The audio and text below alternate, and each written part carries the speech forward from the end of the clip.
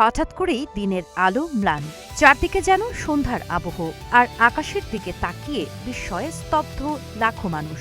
কয়েক মিনিটের এই বিরল মহাজাগতিক দৃশ্যই ইউরোপ জুড়ে সৃষ্টি করেছে উৎসবের আমেজ। প্রায় ৩ দশকের মধ্যে সবচেয়ে নাটকীয় সূর্যগ্রহণের সাক্ষী হয়েছেন যুক্তরাজ্য সহ ইউরোপের কোটি কোটি মানুষ।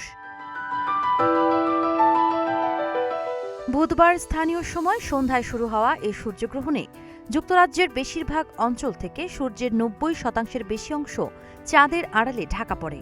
কর্নওয়ালে এ হার ছিল প্রায় ৯৫%। ১৯৯৯ সালের পর এটি দেশটি থেকে দেখা সবচেয়ে উল্লেখযোগ্য সূর্যগ্রহণ। আকাশ পরিষ্কার থাকায় ইংল্যান্ড ও ওয়েলসের বহু মানুষ প্রায় ১ ঘণ্টা ধরে ধীরে ধীরে সূর্য ঢেকে যাওয়ার বিরল দৃশ্য উপভোগ করেন।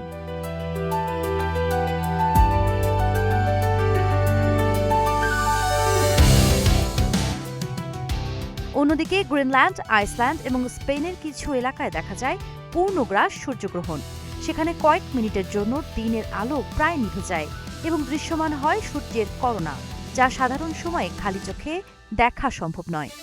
এই বিরল দৃশ্য দেখতে চিলির বিজ্ঞানী ইয়াসমিন কাত্রিচিও হাজার হাজার মাইল পাড়ি দিয়ে স্পেনের করুনিয়ায় যান। তার ভাষায়, পূর্ণগ্রাসের সেই মুহূর্ত ছিল ভাষায় প্রকাশের বাইরে। চারপাশে শুধু উচ্ছ্বাস আর বিস্ময়।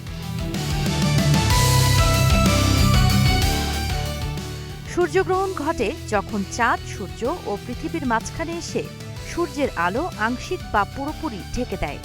গড়ে পৃথিবীর কোথাও না কোথাও প্রতি ১৮ মাসে একটি পূর্ণগ্রাস সূর্যগ্রহণ হলেও একই স্থান থেকে এমন দৃশ্য দেখা যায় প্রায় ৪০০ বছর পরপর।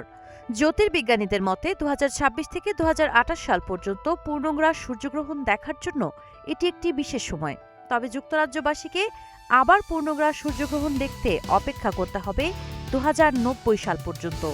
এর আগে ২০৮১ সালে দেশটির কিছু এলাকা থেকে প্রায় সূর্যের ৯৯% ঢাকা পড়ার বিরল দৃশ্য দেখা যেতে পারে।